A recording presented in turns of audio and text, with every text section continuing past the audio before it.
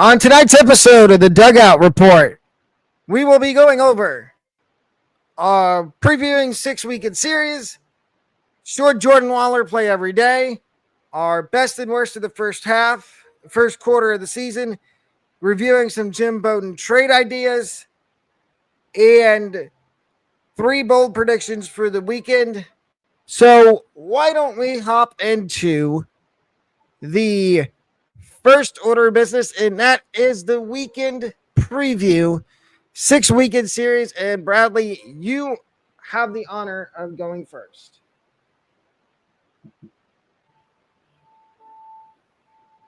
Okay.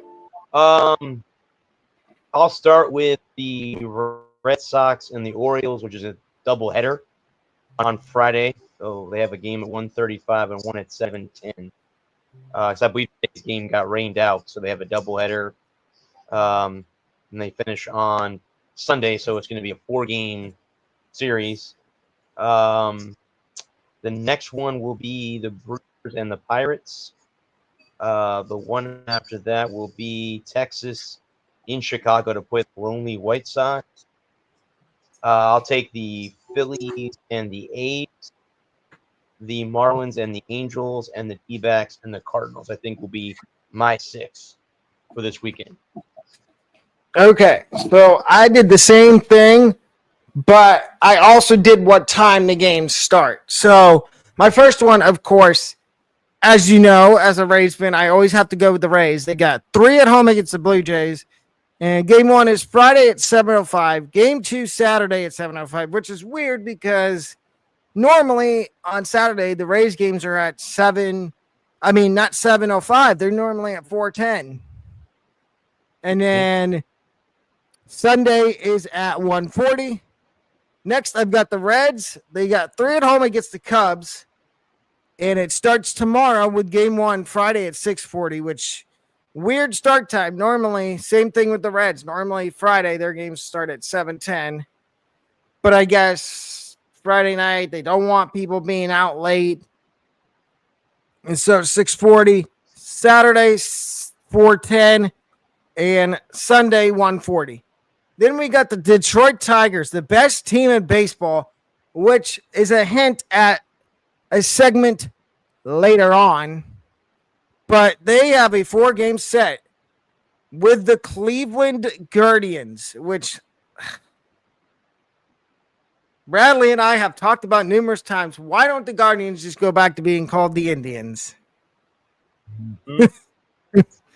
Yep. Which their 4-game set starts tonight at 6:40, with Friday's game being at 7:10, Saturday being 7:15, and Sunday being at 11:35 a.m., which means it's probably it's the Sunday leadoff. Which I'm sorry, I don't like games being that early in the day, even though it gives you more time after the game's over to do whatever you want. Next one is the Braves. They've got the Atlanta Braves. They got 3 games at home against the Padres. Starting tomorrow on Friday at 7:15, followed by Saturday at 4:10, and Sunday, weirdly, just like some other teams, that Sunday 4:10, Padres and Braves, and this is in Atlanta. Normally, those are like 120, 140 games in the afternoon on Sundays. And then you got the suddenly resurgent, I guess they heard us, Minnesota Twins, who got a 3-game set versus the Kansas City Royals starting tomorrow at 8:10, and then Saturday and Sunday at 2:10. And then to wrap it up, I went with the Chicago Cubs, who's got 3 games at the Cincinnati Reds. And their first game is Friday at 6:40, Saturday at 4:10, and Sunday at 1:40. And our next segment, we're going to talk about the Diamondbacks and one of their prospects they just recalled from AAA a couple weeks ago that we ranked in our rankings our prospect rankings, which if you want to see that video, it is a little ways back, but we highly recommend watching. It is Jordan Lawlar. And we are putting the question out there to not just us, but everybody in the world of MLB. Should Jordan Lawlar play every day? And Bradley, I will let you go first and give your explanation as to why Mr. Jordan Lawlar should be playing every day for the Diamondbacks. Well, he is currently hitting .336 with 15 doubles, 6 homers, 31 RBIs, and 13 stolen bases, and 173 plate appearances. That alone should see why he should be playing every day. I mean, he's a shortstop. Are they going to play him, Bud, at second base, or where are they going to play him?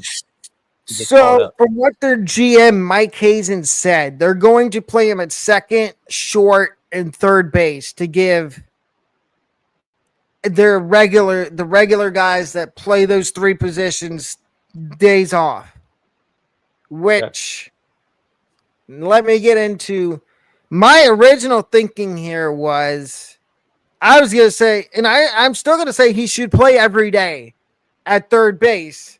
But the problem is, I was going to say in favor of Eugenio Suarez, who was hitting under 200 in his last 15 games. But I just looked at the last week, and all of a sudden now he's decided, I don't want to lose my spot as the starting third baseman, so I'm going to go ahead and hit 369. Of course. Of course. Right when we were going to talk about him, he decides to, you know what? Bright idea here. Yeah, I'm gonna play baseball and I'm gonna hit the dang ball. Now, ladies and gentlemen, we have our picks to click. And we're switching it up a little bit. Going forward, we get one pitcher and one hitter per picks to click. And Bradley, who are your two players you chose? Bobby Witt Jr. and Nathan Eovaldi. Okay. My two players I chose are James Wood of the Nationals, which I've already went with him once, and he had some success. And at the time of making my notes, the only team that had their starters announced for the weekend was the Guardians, and I decided to go with a guy that I've talked about, I think, a couple times on the show, Luis Ortiz of the Guardians. He is pitching against the Tigers this weekend. And now, ladies and gentlemen, we are going to take a look. Well, first of all, let me share my screen. But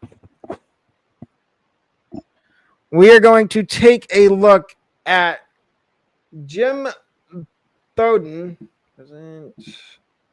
Share screen. We're going to take a look at some trade ideas from Jim Bowden in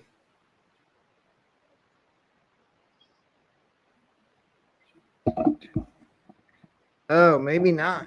We're having technical difficulties. Yeah, I apologize. I wasn't on last night. I had both internet and power issues, so. All good. Okay, so here are 5 trade ideas from Jim Bowden, and I can tell right off the bat that neither of us are going to like this first one. The Orioles acquired Joe Ryan from the Twins for left-handed pitcher Cade Povich, first baseman Kobe Mayo, and right-handed pitching prospect Michael Ferret. This gets a hang up the phone from me. If I'm the Twins, there is absolutely zero chance I'm doing this. Now, especially with the Orioles only having 16 wins. Yeah. It's zero chance this happens. Zero. So that, and it gets a thumbs down from me. Now, number 2, we kind of gave it away a second ago. Number 2, Phillies acquire Ryan Helsley from the Cardinals for Mick Abold. I'm not going to say this is hang up the phone, but where would you put this? Would you at least listen if you're the Cardinals?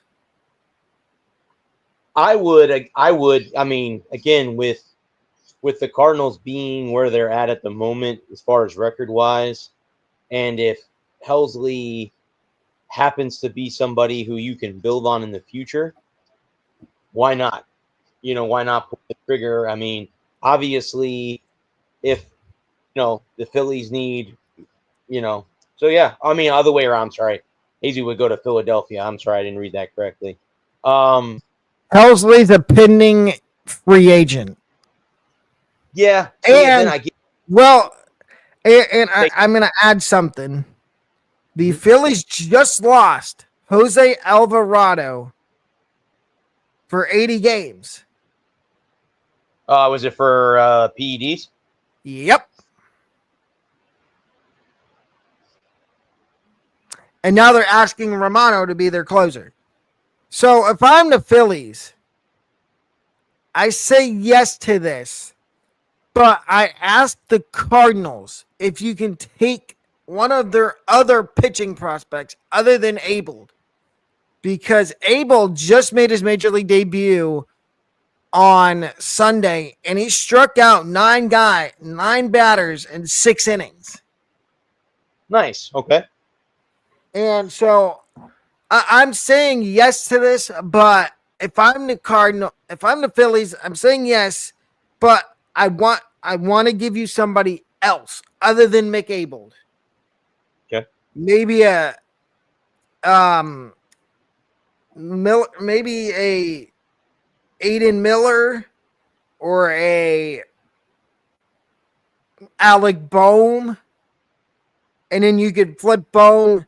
You could do a 2 for 2. You could do Helsley and Arenado for Bohm and maybe Ranger Suarez, and then that gives Abel a spot in the rotation.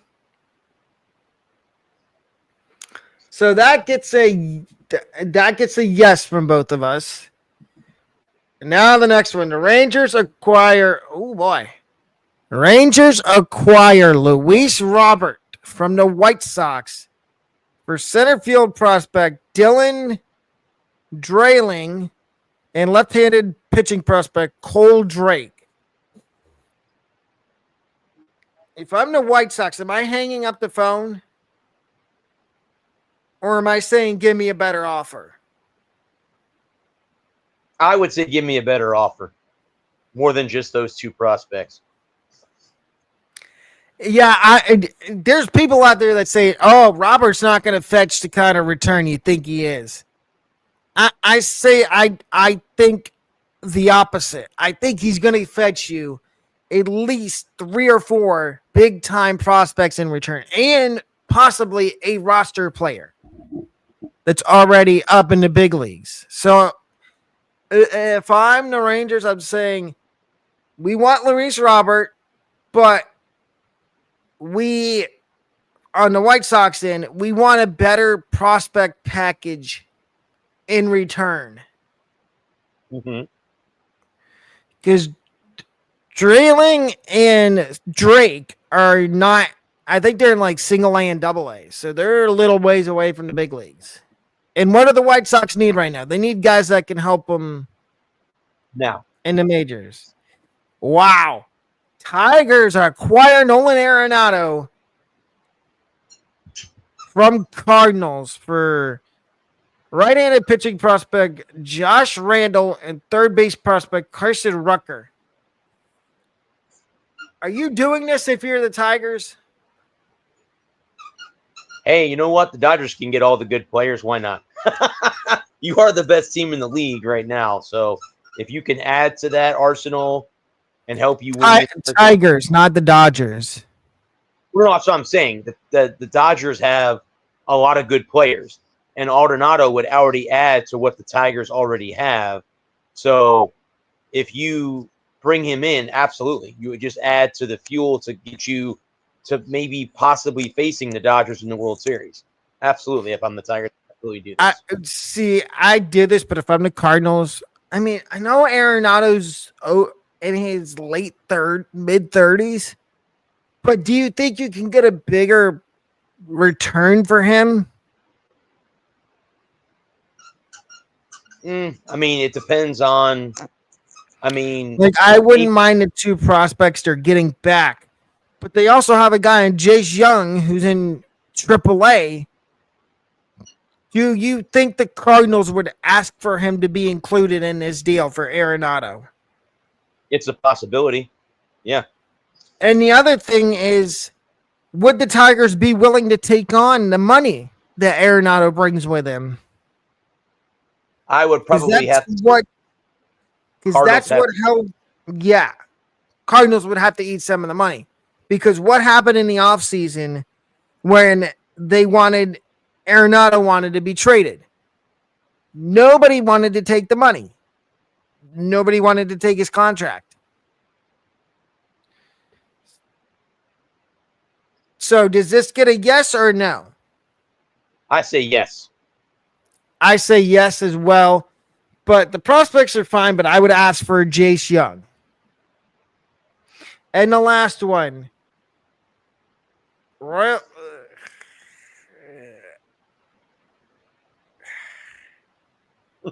This ornament. I don't even.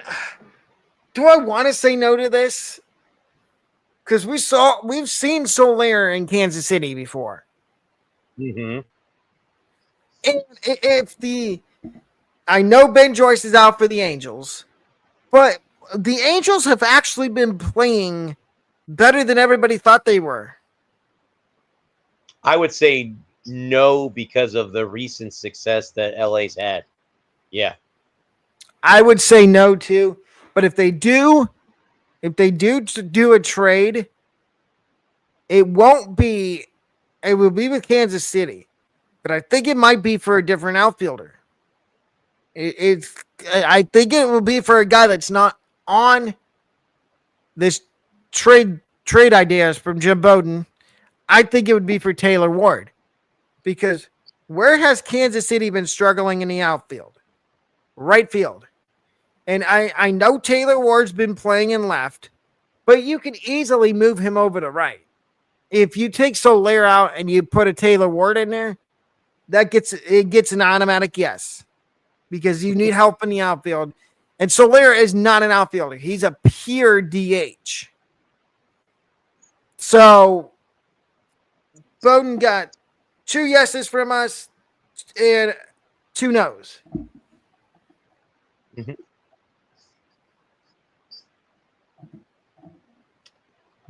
Before we move on to the best and worst of the first quarter of the season, the Royals promoted,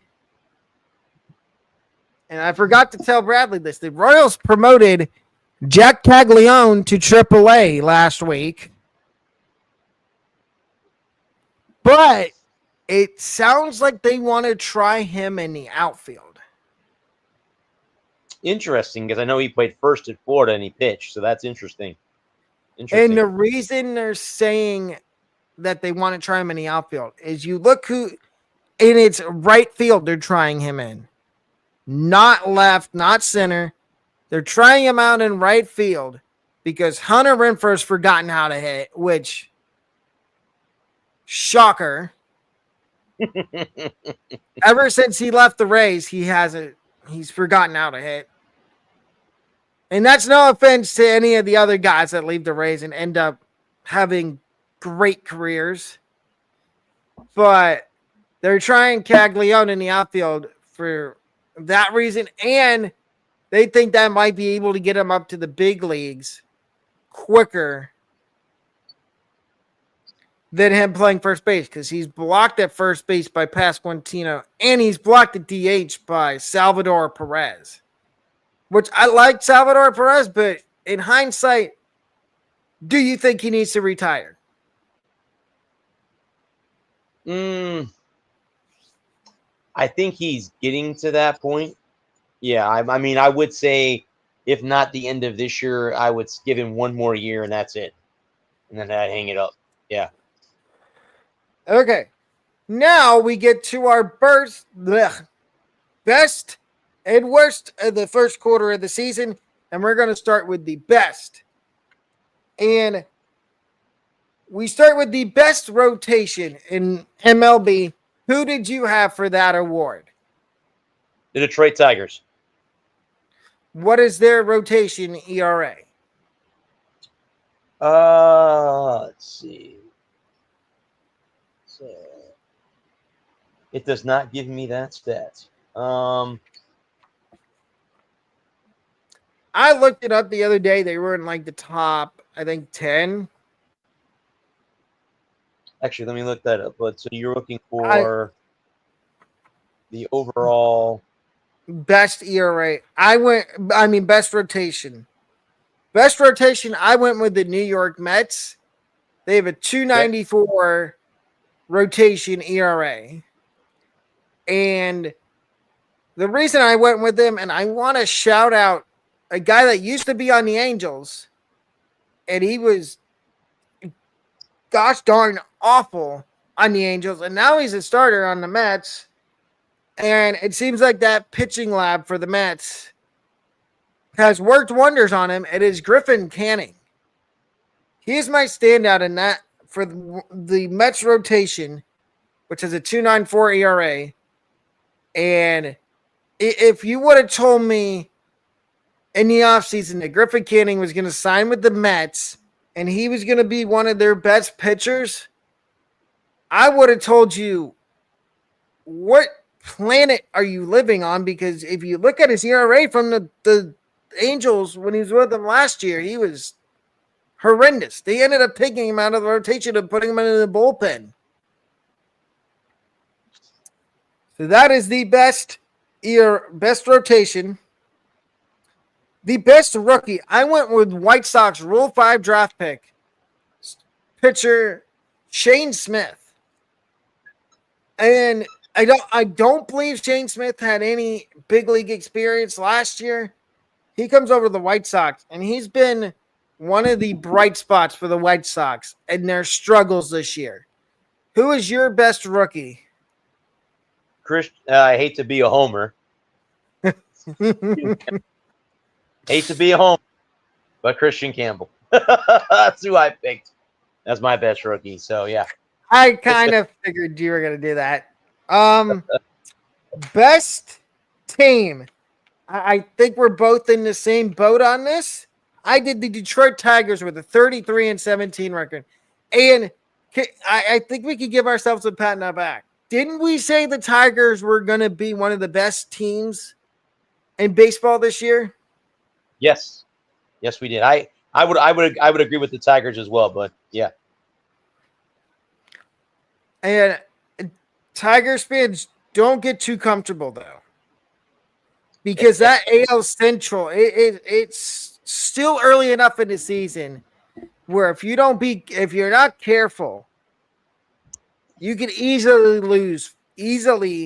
lose first place To the Red Hot Twins. We both said we're not going to be good this year. Yeah.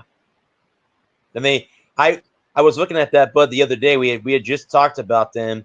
Then I'm looking, I'm going, holy crap, they won 15 games in a row. And I'm like, what? What? Yeah. I'm like, wow. I said, so we were talking about how bad it was time to get rid of Baldelli. It was time to clean house. And then they win 15 games in a row. It's like, okay. So yep. They listen.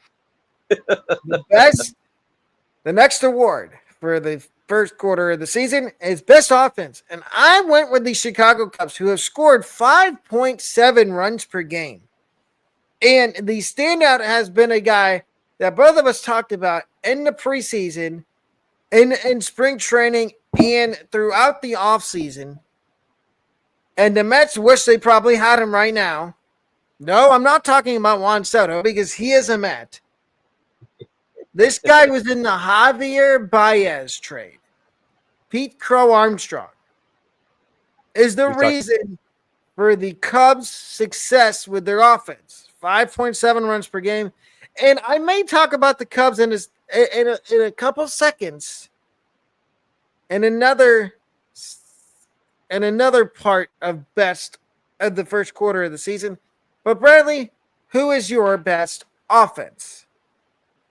I'm going to go with the San Diego Padres. I think that's who I had. That's who I had down as my best. San Diego Padres, Okay. which I believe at the time they were in first place. I don't know if they still are in the West, or they were close to being ahead of the Dodgers, but I'm not sure. But yeah, I had the Padres. The best defense by differential of the first quarter for me, of the first quarter of the season for me, is the Chicago Cubs at plus 83. Who did you have for that award on your end? The Arizona Diamondbacks. That's who I had. So, particularly their infielders have been strong so far for Arizona. Okay, so the best bullpen. There was a tie here between two teams, and one of them, the Rays, just got done playing, and they took 2 out of 3 from them. It is between the Houston Astros with a 2.86 bullpen ERA and the San Francisco Giants with a 2.86 bullpen ERA. Those are the best bullpen by in terms of ERA for the first quarter of the season. Who did you have? Surprisingly, the upstart Minnesota Twins. That's who I had as my best bullpen. But yes. Now, ladies and gentlemen, we get to the worst of the first quarter of the season. And we start with the worst rotation. And it was a tie between the Baltimore Orioles with a 5.51 rotation ERA and the Colorado Rockies, shocker, with a 5.59 rotation ERA. And I mean, the Rockies, that kind of makes sense. That they play in altitude where the ball gets the elevation. That's why I would hate to be a pitcher in Colorado. Mm-hmm. Who did you have for the worst rotation through the first quarter of the season? The Baltimore Orioles. That's who I had, was the Orioles. That's so we're in agreement on that. Mm-hmm.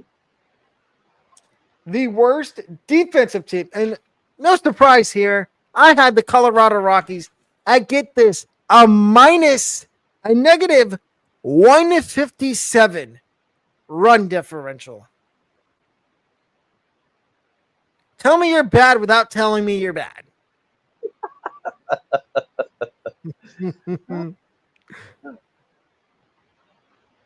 Who did you have? For the worst defense, again, hate to be a homer, hate to bring this up, but it's the Boston Red Sox. It's the Boston Red Sox. They have not had a very defensive start to the first half. So, yep. Who is for me, the worst offense? And this stinks because we talked them up during during spring training and the offseason. The Pittsburgh Pirates scoring only 3 runs per game. And this is even with Derek Shelton being fired and Don Kelly being the manager. Who is the worst offense for you for the first quarter of the season? The Baltimore Orioles. How can it not be the Baltimore Orioles? They were supposed to be this, flash in the pants team, and they laid an egg in the first half of the season. So it's got to be Baltimore. Who is the worst bullpen for me is, and we just talked about how the Angels might not trade Jorge Soler, but we can't say the same thing for their pitching. Their bullpen has a 6.66 ERA, which is, their fans are sweating every game. Thinking, oh, what's our bullpen going to do this time to blow the game? Who is the worst bullpen of the first quarter for you? The Washington Nationals. That's who I had down as the worst bullpen. Okay. And now we get to 3 bold predictions, and we still have some time after this to talk about other.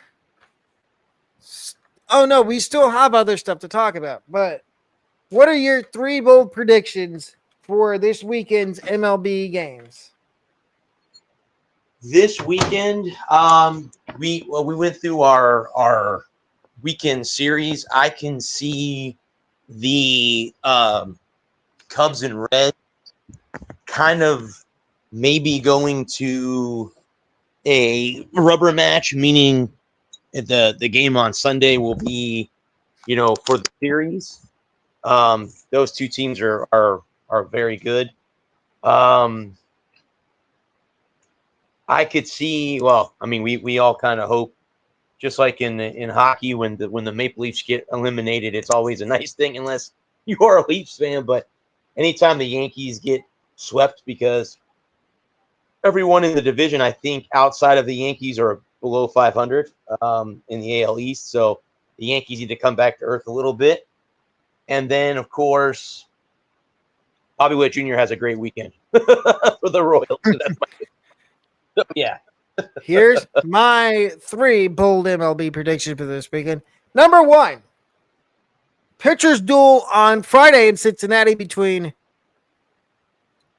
one of these 2 guys is an unlikely guy to not give up any runs. Matthew Boyd of the Cubs and Hunter Green returning from injury for the Reds. I think that, and call me crazy, but I think that pitching matchup is going to feed families. I don't think there's going to be a lot of scoring. This second one you might not like, because I think this guy's pitching against the Red Sox this weekend. Old-timer Charlie Martin turns back the clock and goes 6 innings and strikes out 7 and allows 1 run. Now, I don't want to give up on Charlie Martin yet, but if he lays an egg against the Red Sox, I think it's time for the Orioles to just cut ties with him. And he's on a 1-year deal for, I think, like $14 or $15 million. I think if he has one, because he's in the rotation now, because they sent, I think it was somebody down to the minors. They just can't find pitchers to stay healthy. And then the last one is, I think the Athletics take out the brooms and sweep the Phillies, or take 2 out of 3 from the Phillies. And I would love to see them get swept, because there's somebody I follow on TikTok that is a huge Phillies fan. And all he likes to do is glaze all the other teams in MLB. Like, I saw the video before we got on. He was glazing Aaron Judge, saying how Bryce Harper clears Aaron Judge by a long shot. That's bold. That's a bold statement. And he says, oh, Ohtani's overrated. He says Ellie De La Cruz fell off after his rookie year. That's a typical Philly fan. even though I do the minor league baseball for their low A team, but yeah. Yeah. Typical Philadelphia sports fan. Correct. But anyway, we have a couple more segments, ladies and gentlemen. Don't let us get distracted. But our next segment is, and this might hit home with Bradley, it's about the Red Sox. Should the Red Sox call up, I'll give you 3 teams. The first one is the Washington Nationals for Nate Lowe or Josh Bell. You know what? I'm going to go out on a limb and say no. They're trying Devers out at first base. I think he wants to play first if they can get him into because I think he would rather play in the field than be a DH. I heard a rumor they're going to try him out at first, but this moment, maybe give him an opportunity before you make that phone call. But if he fails, yes, I would say call the Nationals for one of those guys. Yes. That's team number one. And team number two is a team that we both hate with every fiber of our being. It's the New York Yankees. And I've seen rumors out there that the Red Sox might try to trade for Paul Goldschmidt. Would you call up the Yankees and ask for Goldschmidt? I don't really know if they would make that deal, being that it's in the division. I know in a lot of other sports they can do that kind of stuff. Let me remind you, the Yankees and Red Sox have made a couple trades before. That's true. Greg Weissert was one. I would say no because Goldsmith is up there in age, so I'd say no on that one. Okay, and then the third team is: would you call up the Rays for? And I'll give you a bonus team, but would you call up the Rays and get Eric Neander on the phone and say, what is the price for Yandy Diaz? Being in the division, being that the Rays and Red Sox are close record-wise, I think that would be very, very hard for Neander to. Not to take the phone call, but to make the trade. But is it a possibility? Yes. I would probably, though, if I'm the Red Sox, rather have Aranda than I would Yandy Diaz. I don't think the Rays are going to trade him, but that's who I'd rather have is Aranda more than I would Yandy Diaz. Yeah, I think if the Red Sox call and say we want Aranda, the Rays hang up. No, I wholeheartedly agree with you, but yeah, it's a long shot. I thought I would throw that out there. And the third team I'm going to talk about is the Mets. For Pete, would you call up the Mets and see if they'll cough up and give you Pete Alonso? That's I think that's more far-fetched. I really do. Pete likes it. He just re-signed with the Mets over the offseason. See, but I think the thing with his contract is I think he's got an opt-out after the first. Was it a 3-year deal? I believe so, but yeah, I'm not 100% sure what the. If it was a 3-year deal, usually those contracts have opt-outs.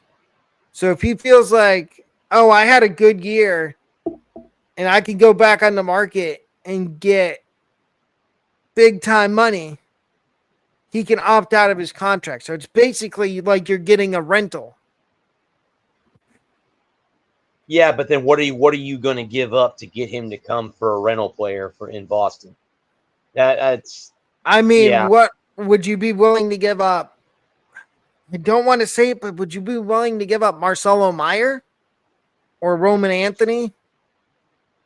If they want to make that deal that bad, yeah, then you have to give up. But the issue you got there is if you give up Marcelo Meyer, he's still going to be blocked in New York because you got Lindor at short, and McNeil's going to be a free agent.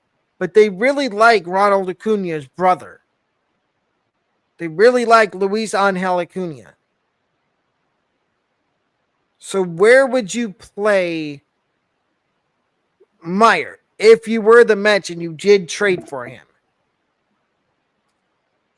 Because Marte's DHing right now.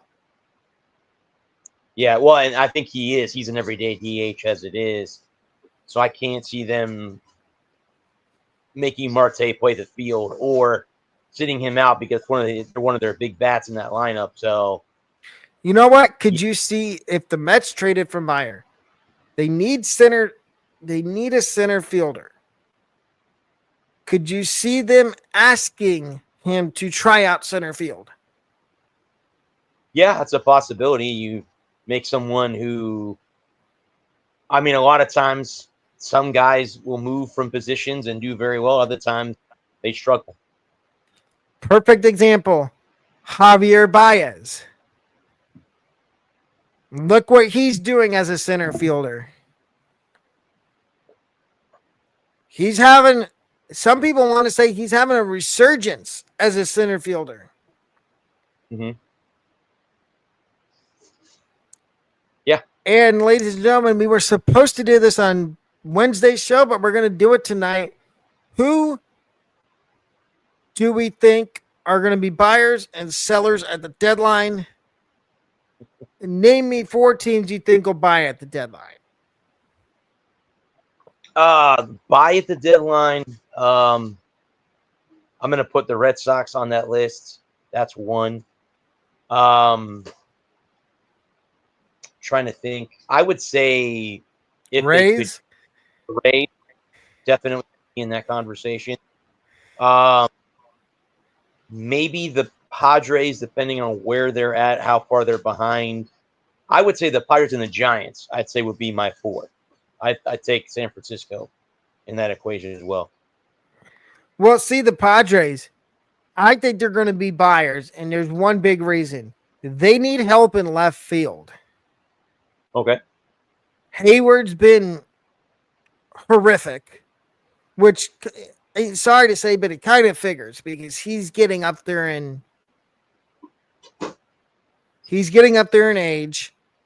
I think the Rays can be buyers if they're in the wild card race. I don't know if they're going to win the division. Okay. There's 2. I could see the Red Sox buying.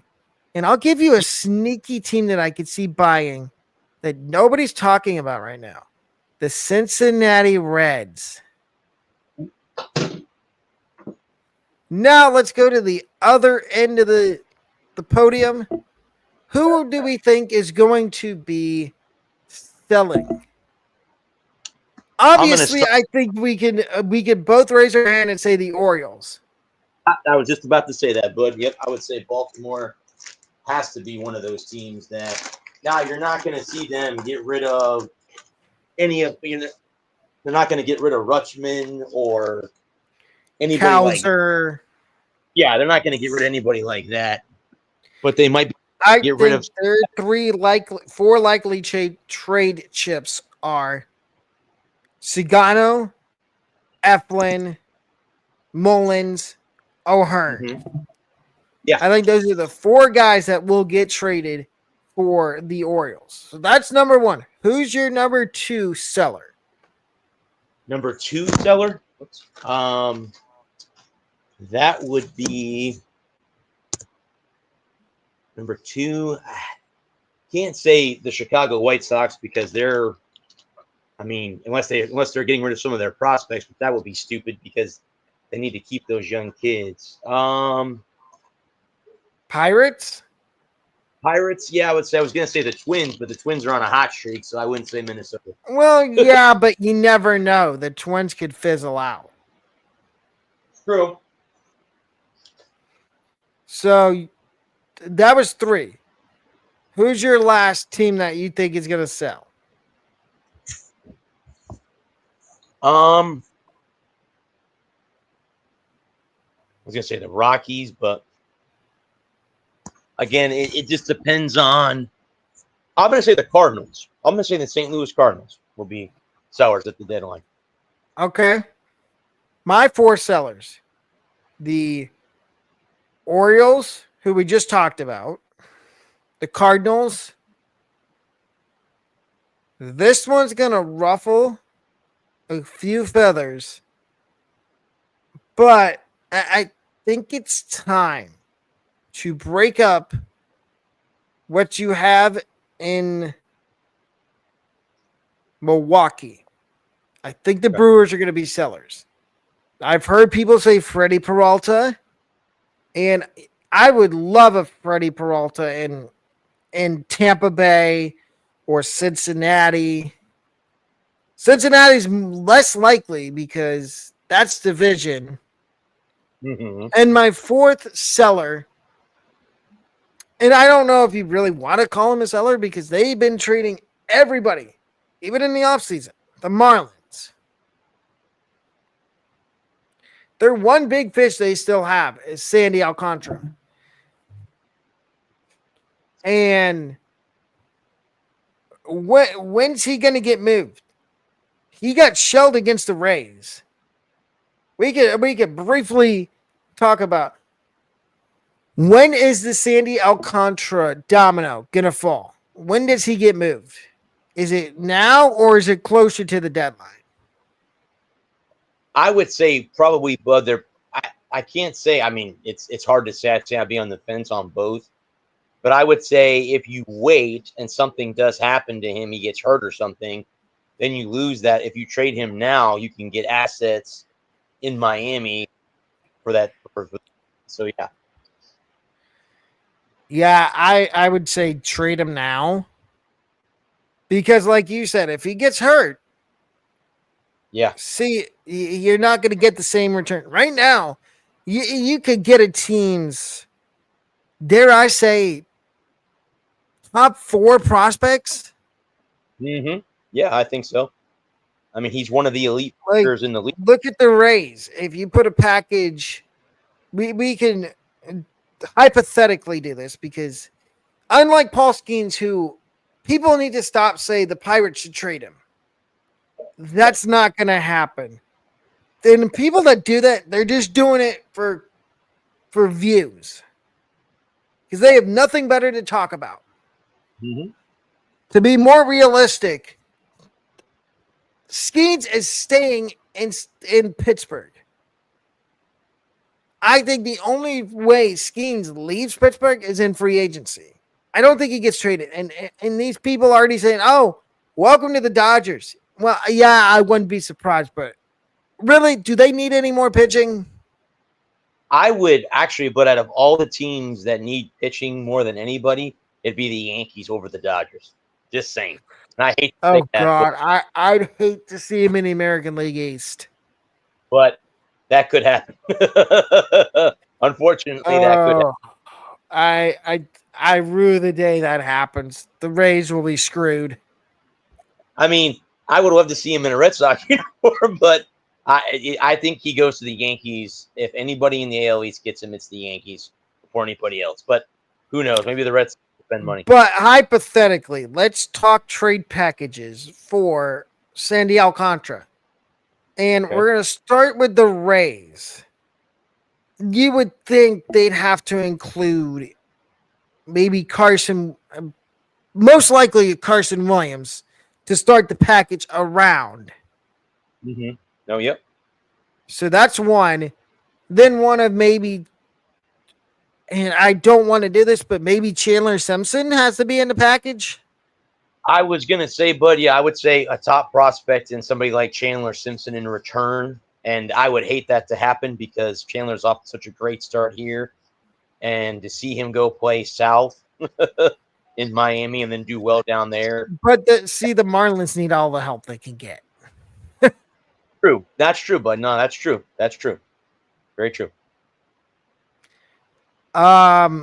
So that's one hypothetical trade package from the Rays. Another one could be maybe you give up because the Marlins do need second base. So maybe you start a package around, again, Carson Williams, but then you throw in maybe a Brandon Lowe because he'll be a free agent. And if he doesn't want to stay in Miami, you could reroute him somewhere else. Yeah, that deal would make sense because you have Mead. I was gonna say you have a player that's going to be coming off the injury list here soon for the Rays that plays second base. So, Palacios. No, who's the Japanese kid that they got that's coming off that they signed for 2 years? Hassan Kim. So that would make sense, Bud, there to maybe. But then, again, too, will Miami take on that contract because I think Lau's he makes the most money of any Ray. That's where I said he doesn't have to stay in Miami. You could reroute him somewhere else. True, that's true. You could send him to maybe you could get a third team involved in the deal. Hate to do this. You get sent into the Dodgers. Yeah, Because it's Andrew Friedman, and he knows the Rays very well. correct. So there's 2 trade packages for Alcantara to the Rays.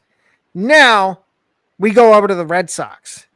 And we start with the first trade package for the Red Sox. We're going to do one more after this. One more team after the Red Sox for Alcantara. But as a Red Sox fan, what does the package have to start with for the Marlins not to hang up the phone and say no on trading Alcantara to the Red Sox? It's got to be one of the top prospects that we have. Maybe Christian Campbell. I mean, it's got to be somebody like that because Alcantara is going to be one of those guys. And he's got term left on his contract. Yeah. And Campbell plays second base. So that would make the most sense to me. You bring him up. The Marlins bring him up right away. And the Red Sox get a premium pitcher to add to the rotation. And then you could bring up Marcelo Meyer. Correct. Or you get rid of Meyer and keep Campbell. That's going to be the interesting thing. See, but I don't think that's going to be enough, though. You would have to give up one of Anthony, Campbell, or Meyer, and then maybe a Luis Perales, who's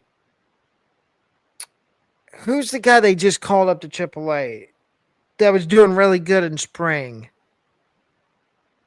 I'm drawing a blank. He's got a weird first name. He's an outfielder. The Red Sox just called up? To AAA. Because he was mashing in AA. He's one of their top prospects. But he's not due up till, I think, like 2026. You said, buddy, what position does he play? Outfield. He's an outfielder. Its first name starts with a J. Is it Joe Noxon Garcia? Yes. Noxon Garcia. I'm not probably butchering that first name. Yeah, you guys pronounce this JHOSTYNXON. You try to pronounce that. Yeah, no thanks. Garcia. Just call him Garcia. Yeah, it's Garcia. You got to think he'd have to be in the package too. Yeah, I agree, bud. Yeah, it would have to take probably a everyday player or at least 2 or 3 prospects to get Alcantara here. And it may be a rotation guy that the Red Sox have, maybe a reliever or something, would have to go over there to get out. Maybe Bayo? Could be. Yeah. So the first package would have to be, and let's mock it up. Let's say Garcia, Christian Campbell, and Bayo for Alcantara. Do the Marlins say yes to that? I would say, yeah, because it solves. They get a prospect, they get Bello. Yeah, I can't see why they wouldn't. You get 2 prospects and a starting pitcher who you're getting back from Miami anyway. So that would make more sense to me. And they can put around the 2 prospects. Okay. Package number 2 for Alcantara to the Red Sox starts with Christian Campbell. So it's Campbell, and this one's gonna hurt. Wilyer Abreu. Outfield, okay.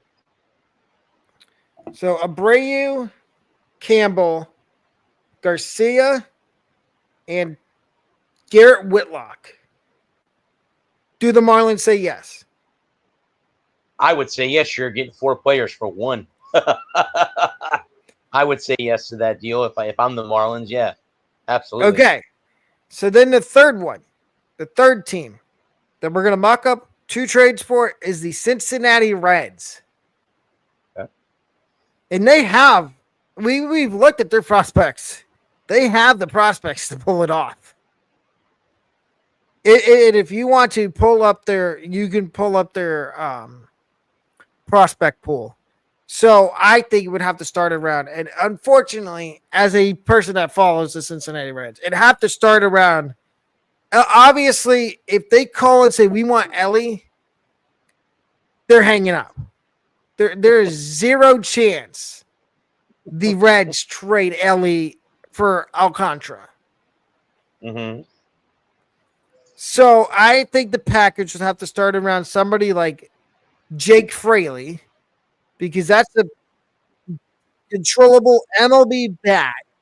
Then you would have to think maybe Edwin Arroyo is included in the deal. Chase Petty. I'm trying anything I can to get around having to give up Chase Burns. But How about Tyler Callahan, who's a second baseman? I'd be fine with giving him up, but he's hurt right now. Oh, okay. So he's on the IR. Okay. He's out for the season.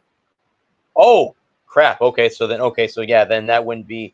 Yeah, you're not going to trade for someone that's hurt. Yeah, that's not going to happen. If he was healthy, I'd say yes. So How the first package is going to look like Fraley, Arroyo, Petty, and what were you about to say? How about Carlos Jorge? Yeah, and Carlos Jorge. So that's your first package for Alcantara to come to Cincinnati. Petty, Fraley, who's a MLB out. He's on the MLB roster right now. So Petty, Fraley, Jorge, and Arroyo. So that's 4 for 1. The Marlins would say yes to that in a heartbeat. I could almost guarantee you. Yep. So that's package number 1. Package number 2 would probably have to consist around a guy like, because I know they have Matt Mervis, but do you really trust Matt Mervis being your everyday first baseman? Honest answer. Do you? I would say no. And I would say no too. So the second package is going to have to start around a guy like CES, Christian Encarnacion Strand. So he's in the second package. And then the prospects going back. Again, we're trying to do this without them having to give up a guy like Chase Burns. So maybe, again, you throw Chase Petty in there. You throw Edwin Arroyo. right-handed pitcher Ty Floyd. I could see them throwing him in there. So Ty Floyd, that's 3. Yeah, we don't Chase Petty. We're not talking about, right? Is that Chase Burns is the one we're not talking about? I think he would be off the table because there's been talks like he might be coming up this year for the Reds. Yeah, and he's their number 1 prospect on their list. So yeah, yep. I would do anything I can in any package that the Reds are going to go out and trade for somebody. If they asked for Chase Burns, I would say either ask for somebody else, or you could call another team. Yep. Nope. I am not giving up Chase Burns unless you're going to give me somebody that's young, controllable, and is a top of the line, either prospect or young player. Nope. I agree.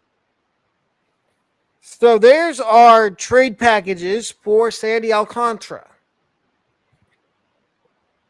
And ladies and gentlemen, I believe that will wrap up tonight's episode of the Dugout Report. We will see everybody on Tuesday. Little programming note, and I'll let Bradley tell you about next Thursday, because I believe there will be no show next Thursday, if I'm not mistaken. Correct, guys. I'll be going out of town. There'll be a double show on Tuesday night like there is tonight. Next week, my show will be on Tuesday night. Yes, I will be. I'm going out of town for Disney starting Thursday. So there, you're here to hear first. No show Thursday. We will have a show Tuesday. Tuesday show, I will have to rewrite because there's some segments from tonight's show that we were supposed to do Tuesday that we ended up doing tonight. So I will have Tuesday's show rewritten and out for everybody probably Monday night. But for Alec and Bradley of the Dugout Report, we are signing off. We will see everybody at 8 o'clock for the Walker Report. See you guys then.